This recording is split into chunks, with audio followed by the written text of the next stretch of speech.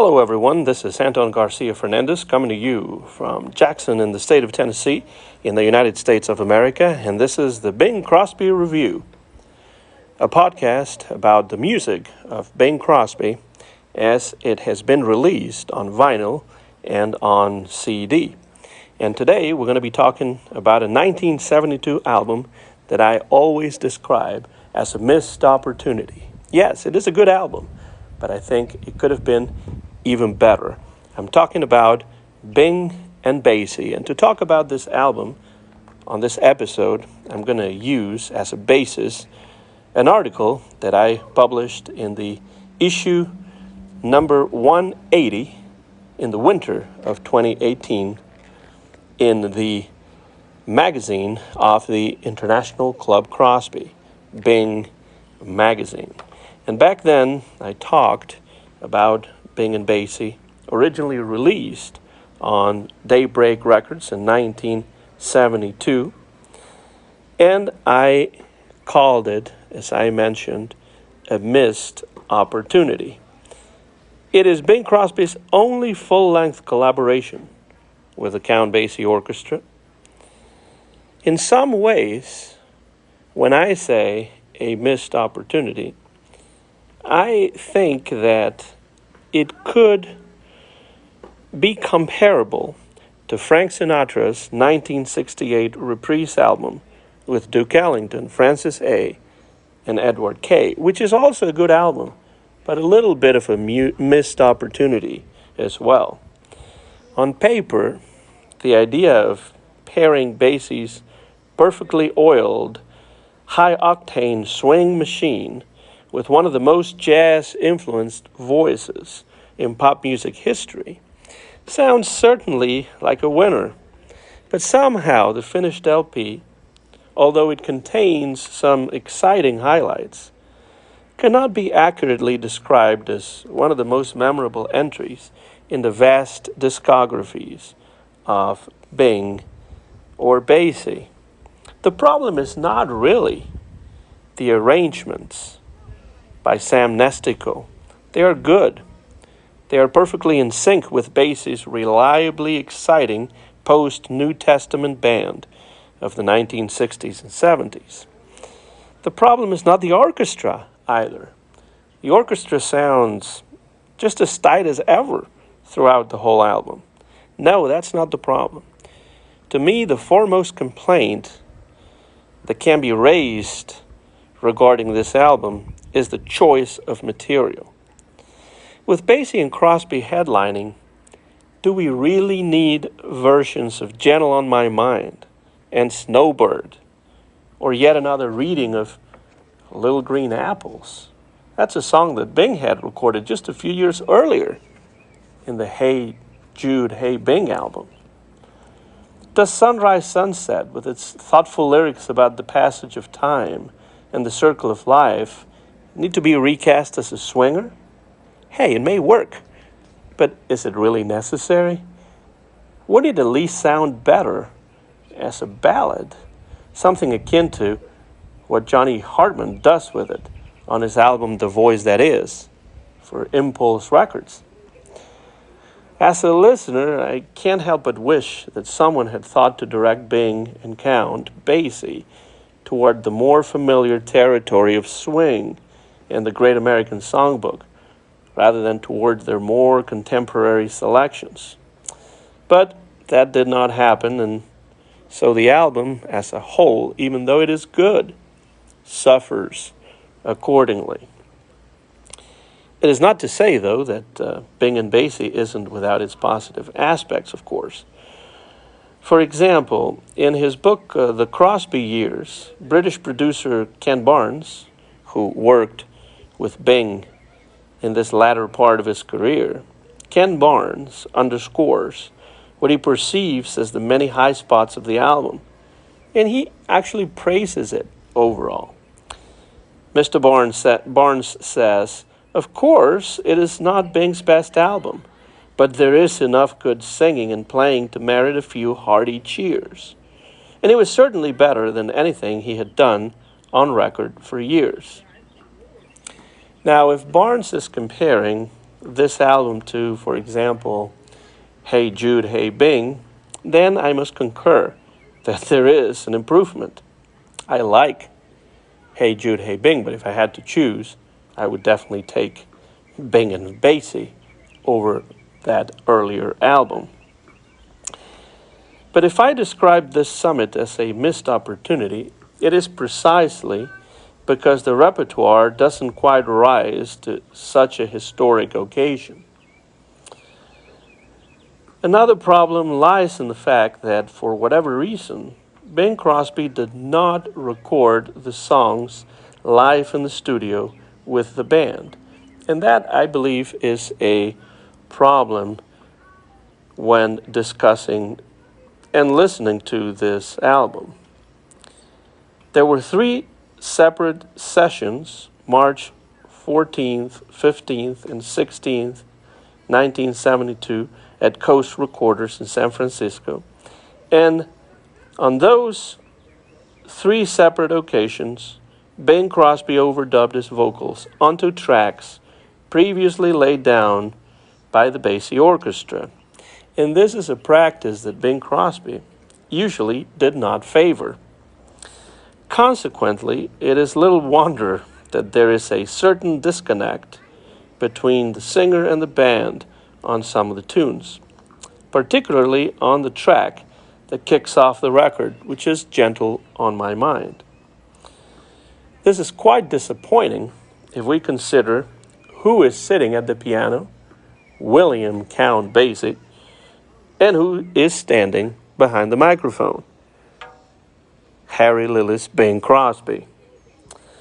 Ken Barnes rightly notes in his book that the album opener, Gentle on My Mind, is, and I quote his words, one of the weakest tracks vocally. And this may be because this John Hartford country tune, recorded by everyone from Dean Martin to Elvis Presley, simply is not suited for Bing. Sam Nestico actually seems to have Dean Martin's version in mind for the arrangement, and although it's an engaging chart, Crosby himself doesn't sound very engaged with Hartford's folksy poetry about wheat fields, clotheslines, junkyards, and highways. Something similar happens with Ray Stevens's Everything is Beautiful, a simple tune like most of the ones that Ray Stevens has written, a simple tune that suffers from a rather formulaic, predictable lyric from which Bing gleans as much as he possibly can.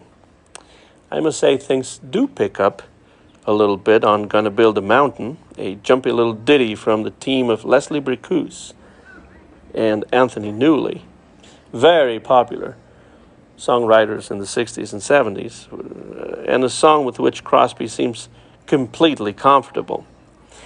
He handles the vocals with great ease, and the obligato-filled chart also benefits from an exciting trumpet solo that is duly welcome at this point in the album. Bing also sounds relaxed and secure on Sunrise Sunset, the Jerry Bach, Sheldon Harnick composition from Fiddler on the Roof. Though, as noted earlier, it probably would have worked better as a ballad. I always thought so. The arrangement is solid, and vocally this comes across as one of the strongest tracks on the album. Of the remaining selections, arranger Nestico contributes 2 songs to the proceedings, with lyrics written by none other than Johnny Mercer, who also provides the liner notes for Bing and Basie. Yes, the liner notes are written by Mr. Mercer himself, one of my favorite, really, singers and songwriters, a great lyricist, a great poet, really. The better of these 2 songs is Hanging Loose, an easy swinging melody that is perfect for the latter-day Bing, who knows exactly what to do with it.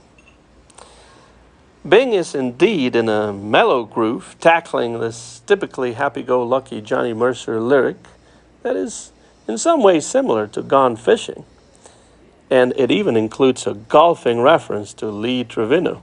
I'm sure Bing got a kick of that, and I'm sure Johnny Mercer knew what he was doing when alluding to golf. From the pen of Henry Mancini and the Bergmans, Alan and Marilyn, comes All His Children, which is an odd choice, really. Bing is treading into very contemporary ground here because the song had been a hit for country star Charlie Pride the very same year as this Crosby Basie Summit. And it was also featured in the Paul Newman-directed film Sometimes a Great Notion. This is a good example, this song here, All His Children. It is a good example of why I consider this album a missed opportunity. While Bing's performance is actually quite enjoyable, surely there was more appropriate material for Dea Bingle and the Count to record on this album. As we flip the record over, of course the album is available on CD now, but if you have it on vinyl, you would flip the record over, and what we find is arguably one of the most successful tunes in the album, though on paper it again sounds like an odd choice. Bing Crosby was synonymous with Christmas music, but he didn't actually record too many overtly religious songs outside of the holiday genre. And yet the gospel-inflected Put Your Hand in the Hand by Canadian songwriter Gene McClellan is an exception, and really a memorable exception, owing to the excellent swinging arrangement by Nestico and to Bing's convincing delivery of the lyrics, which makes you wish that he had done more recordings in a similar vein. McClellan was from Prince Edward Island in Canada, and he is also responsible for the next song, Snowbird, another popular choice recorded by everyone from Anne Murray to Elvis Presley to Burl Ives. Burl Ives actually has a very unusual but interesting version of song of Snowbird.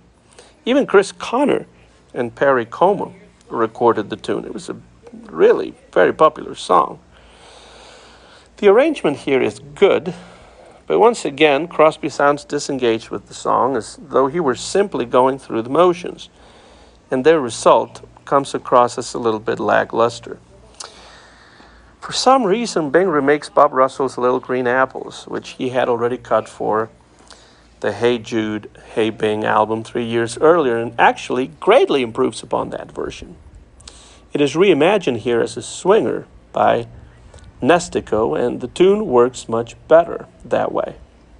Crosby sounds quite at ease, even playing with the beat here and there, and making it easier to put up with the rather forgettable lyrics. I've never liked the lyrics of Little Green Apples for some reason, but they do work in this version, swinging version, when Bing performs them. As we near the final stages of the album, Sugar Don't You Know offers some welcome respite from the decidedly up-tempo feel of the whole project. This beautiful swinging ballad, written by the trio of Peggy Lee, Louis Bellson, and Jack Hayes, remains one of the most successful performances in the LP. Oh yes, absolutely. The collaboration is then brought to a close by the satisfying Have a Nice Day, the second Nestico Mercer number. Originally a Basie instrumental with newly minted lyrics that makes the listener wish that the pair had contributed some more songs to the album, or at least to other sessions by Bing Crosby. But really, if I had to choose, I would prefer this album to have more swing material, more jazz standards, more Basie-style numbers, instead of so many contemporary songs.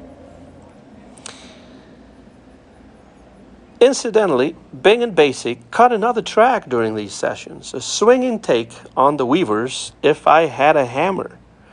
Yes, that didn't make it onto the record, and to this day remains inexplicably unissued, although it can be easily found on YouTube. Its exclusion from the album has long puzzled Crosby fans, particularly because it wouldn't have been out of place among the rest of the tunes. And one wonders if Bing Crosby perhaps decided to leave it out because of the political message of the lyrics. After all, Bing Crosby was no Tom Lehrer. Although, of course, I do recommend Lehrer's music. Really one of my favorite pianist, singer, songwriters, and satirists. But Bing Crosby was no Tom Lehrer. So maybe that's the reason why he decided to leave it out of the record. Hopefully, it will finally see the light of day on a future CD reissue of Bing and Basie, because it is actually worth a listen. Upon its original release, the collaboration between Crosby and Basie garnered some very positive reviews. Howard Lucraft probably exaggerates when writing in Variety that, I quote, Bing sounds better today to many than in his Paul Whiteman days. But he does fairly praise Sugar Don't You Know and describes the album as, I quote, highly effective, simple, with charm. An anonymous downbeat reviewer, completely overlooking all of Crosby's 1960s output, they obviously hadn't listened to his 1960s records, considers Bing and Basie his best work since his pairing with Buddy Bregman in the 50s for Verve Records, and calls him a swinging stylist whose deeper voice has enriched his sound. Even the great jazz critic Leonard Feather is encouraging in his review for the LA Times, praising the band and in particular the performance of Have a Nice Day. Still, most reviewers at the time seem to bemoan the fact that Bing didn't record the tracks together with the band, and that is absolutely fair. I agree with that criticism. That would have made the finished product fresher and much more attractive. Interestingly, it appears that the two headliners had somewhat opposed views of these sessions. In his biography, Good Morning Blues, Basie shares fond memories of working with Crosby, but is quoted as saying that the recordings didn't run out as great as I had hoped. I don't really know what happened, that everything that didn't come off better than it did. So he wasn't that satisfied. In light of these words, one wonders whether the Count wished the song selection had been different, perhaps jazzier, just as I do. As for Bing, in a letter to a British fan written shortly after the original release of the LP, he is enthusiastic as ever about working with Basie and about the finished product. He says, I think there are some great arrangements in the album, and of course, the Basie band, to me, is one of the finest. They have been together so long, they play almost like one man when they are in an ensemble section. That is true, that has always been true, and that will always be true about the Count Basie band. Bing Crosby absolutely hits the nail right on the head with that one. Overall, I tend to agree a little bit with both assessments. The arrangements by Sam Nestico are excellent in general, and the musicianship and performance of the Basie Orchestra are flawless. However, some of the song choices are questionable, and Bing's vocals suffer accordingly. On some of the tracks, he is able to hit the right groove, and as listeners, we are right there along with him.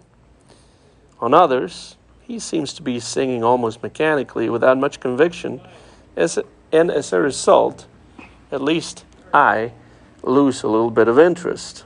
That is why I have always described this record as a missed opportunity, one that could have and should have been done differently and better. Still a good record, though. Still a good record, but it could have been better. Whatever we ultimately think of the album, it's still a summit between an excellent jazz singer and one of the best swing organizations in history, and that is important, and that has to be valued. As such, the MRC CD reissue, that does not include, unfortunately, If I Had a Hammer, but you can find that on YouTube, I repeat. The CD reissue, or the original vinyl album, belong on the shelf of all serious Bing Crosby fans and deserves to be dusted off from time to time. Because after all, record albums are what they are and not what we wish that they had been. Bing and Basie, Daybreak Records, from 1972. Now you know what I think about the record. I don't know what you think. Leave it under this video in the comments section. Let me know what you think about this 1972 summit between Bing Crosby and Count Basie. I would love to hear from you whether you agree with my assessment or not. My name is Anton Garcia Fernandez, and this has been a new episode of the Bing Crosby Review on my YouTube channel, Anton GF. Thanks for listening, and so long, everybody.